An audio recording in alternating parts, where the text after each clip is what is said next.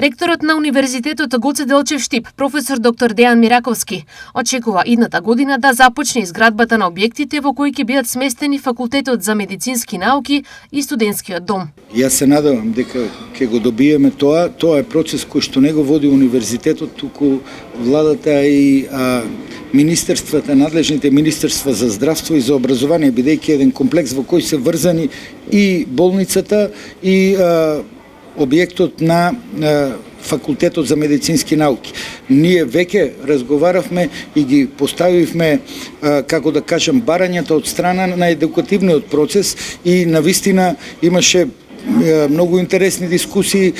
Мираковски очекува тие да бидат според сите стандарди, зашто веќе има и проект. Мислам дека ќе успееме да дизајнираме еден објект кој ќе биде по светски ранг, односно објект кој ќе има се од климатска неутралност, објект кој ќе одговара на современите трендови на енергетска ефикасност и заштеда на енергија во просторот, до простор прилагоден за новите трендови на едукација.